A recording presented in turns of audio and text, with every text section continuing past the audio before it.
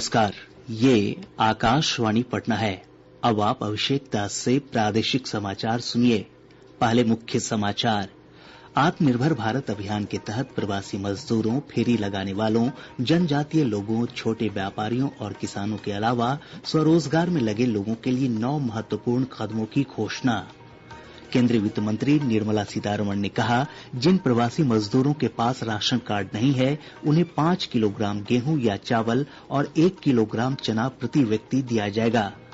नियमित रेल सेवा अगली सूचना तक स्थगित। 30 जून तक आरक्षित किए गए सभी टिकटों का पूरा पैसा वापस किया जाएगा।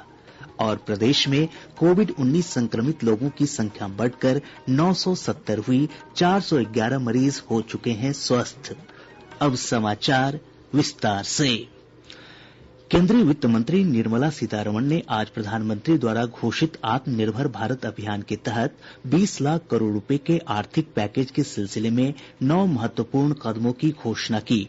नई दिल्ली में संवाददाताओं को संबोधित करते हुए उन्होंने बताया कि ये 9 कदम प्रवासी मजदूरों, फेरी लगाने वालों, जनजातीय लोगों, छोटे व्यापारियों, छोटे किसानों और स्वरोजगार में लगे लोगों को ध्यान में रखकर उठाए जा रहे हैं। कोविड-19 महामारी से उत्पन्न स्थिति से निपटने के लिए शीघ्रता से उठाए गए कदमों का जिक्र करते हुए उन्होंने कहा कि 3 करोड़ छोटे किसानों को कर्ज के भुगतान में 31 मार्च तक मोहलत मिलेगी। खेती के लिए लिए गए ऋणों के भुगतान में भी मोहलत दी गई है और इनका जल्द भुगतान करने पर किसानों को प्रोत्साहन राशि भी दी जाएगी। श्रीमती सीतारमण ने कहा कि 25 लाख किसान क्रेडिट कार्डों को मंजूरी दी गई है, जिससे किसान 86,600 करोड़ रुपए के 63 लाख ऋण प्राप्त कर सकेंगे। फेरी लगाकर बिक्री करने वालों के लिए 5,000 करोड़ रुपए की ऋण सुविधा की घोषणा की गई है। इससे रेहड़ी पटरी लगाने वाले 50 लाख व्यापारियों को फायदा होगा।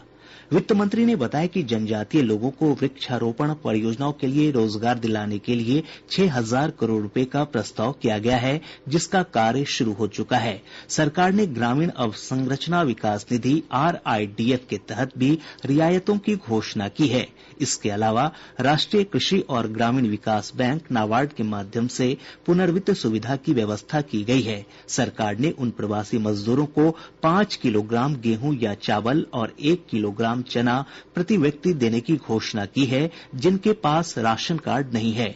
इस कदम से अगले 2 महीने के दौरान 8 करोड़ से अधिक प्रवासी मजदूरों को लाभ होगा।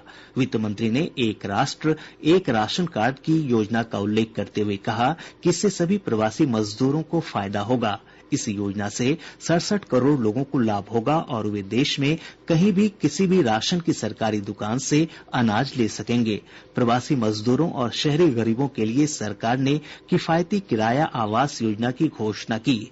शहरों में सरकार के धन से निर्मित आवासों को प्रधानमंत्री आवास योजना के तहत किफायती किराया आवास परिसर में बदला जाएगा। सरकार और निजी संस्थाओं को आवास क्षेत्र में किफायती किराया आवास विकसित करने के लिए 70,000 करोड़ रुपए दिए जाएंगे। इससे रोजगार के साथ साथ इस्पात, सीमेंट, परिवहन और निर्माण संबंधी अन्य सामग्री की मांग पैदा होगी। सरकार ने नाबार्ड के जरिए किसानों के लिए 30,000 करोड़ रुपए की आपात क्रियाशील पूंजी कोष बनाने की भी घोषणा की। यह किसानों के लिए पहले घोषित किए गए 90,000 करोड़ रुपए के अतिरिक्त होगा। इसका उद्देश्य 3 करोड़ से अधिक किसानों को फायदा पहुंचाना है। वित्त मंत्री ने 2.5 करोड़ किसानों को मजबूती देने के लिए किसान क्रेडिट कार्ड के जरिए 2 लाख करोड़ रुपए की रियायत देने की भी घोषणा की। इस योजना में मछली पालन और पशुपालन से संबंधित किसानों को भी शामिल किया जाएगा। इससे 2.5 करोड़ किसानों को रियायती ब्याज दरों पर संस्थागत ऋण मिल सकेगा। प्रधानमंत्री नरेंद्र मोदी द्वारा घोषित 20 लाख करोड़ रुपए के पैकेज के तहत सूक्ष्म, लघु और मध्यम उद्योग के लिए आवंटित 3 लाख करोड़ रुपए से बिहार के लघु और मझौले औद्योगिक इकाइयों को भी लाभ मिलेगा। उप मुख्यमंत्री सुशील कुमार मोदी ने कहा कि MSME की परिभाषा में बदलाव का लाभ बिहार में स्पष्ट दिखेगा।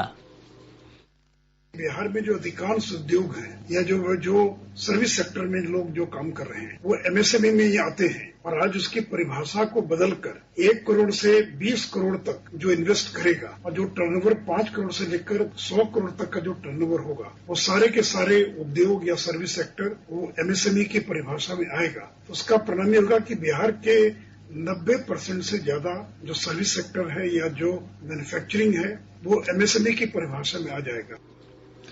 इधर उद्योग मंत्री श्याम रजक ने कहा है कि एमएसएमई क्षेत्र के खादी, हैंडलूम और खाद्य प्रसंस्करण इकाइयों को इस पैकेज से लाभ होगा।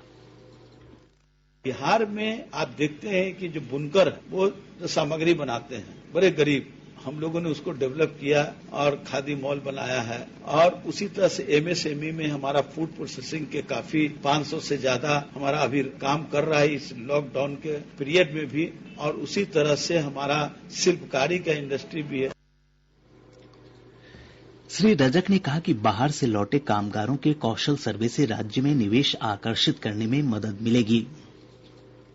आज के दिन में 77,000 का मैपिंग हो चुका है, जो स्किल्ड लोग हैं, और उसका हम उपयोग कर सकते हैं। निवेशकों को बता सकते हैं कि हमारे पास स्किल्ड अभी और बढ़ेगा, ये ज्यादा होगा, लेकिन अभी तक जो हुआ है, हमारा जो मैपिंग हुआ, डाटा जो तैयार हुआ है वो है। तो हमारे पास डाटा पूरा रहेगा तो हम निवेशकों को कह सकते हैं।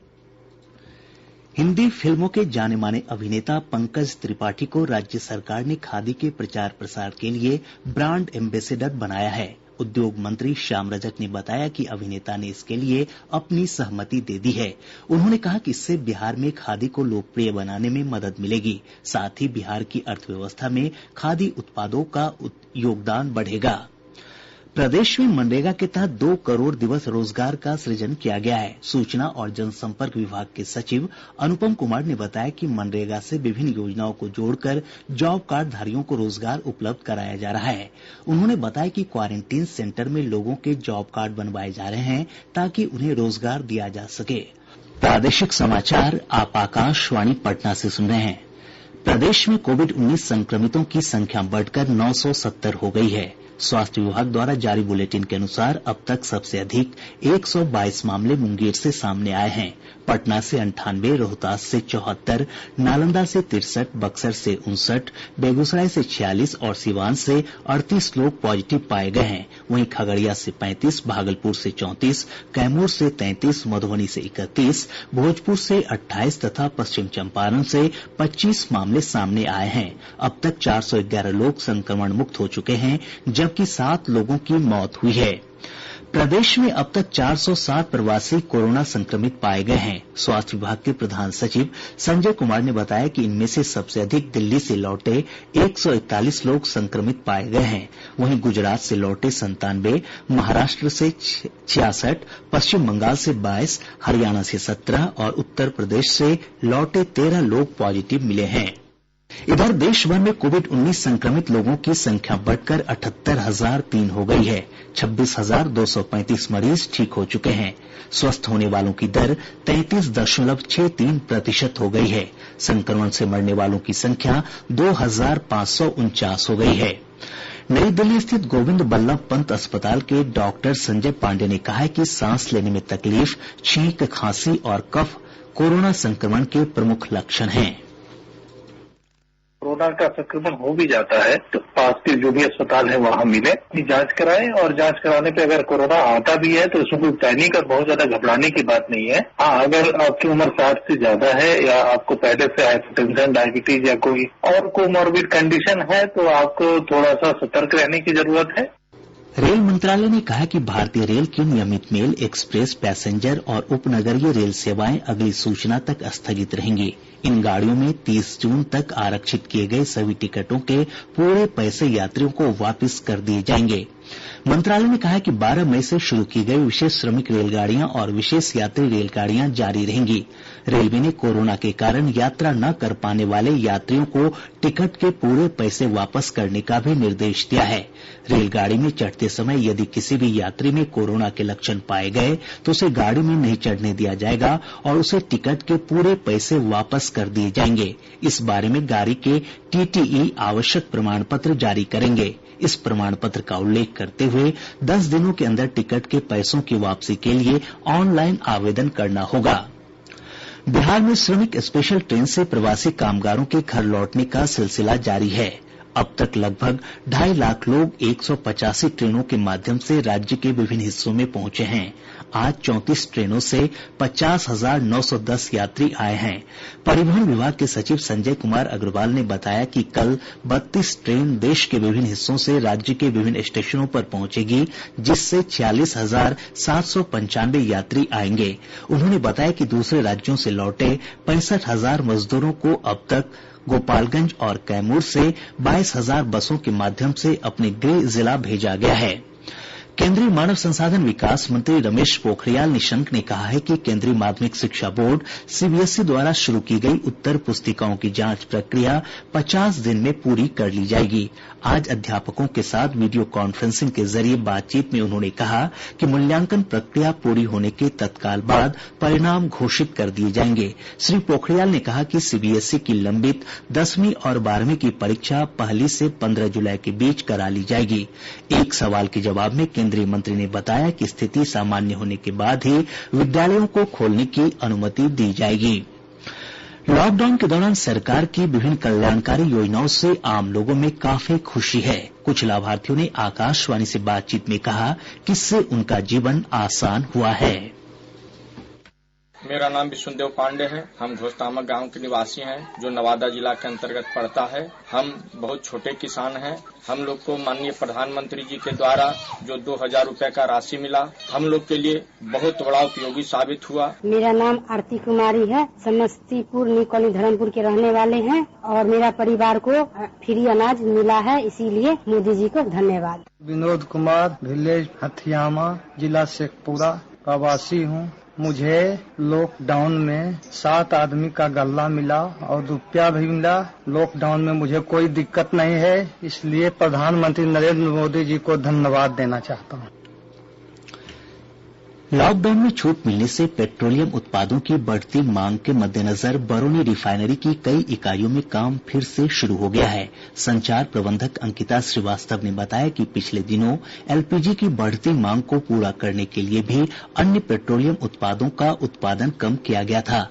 उन्होंने बताया कि इस महीने के अंत तक रिफाइनरी अपनी क्षमता का 80% उत्पादन शुरू कर देगा।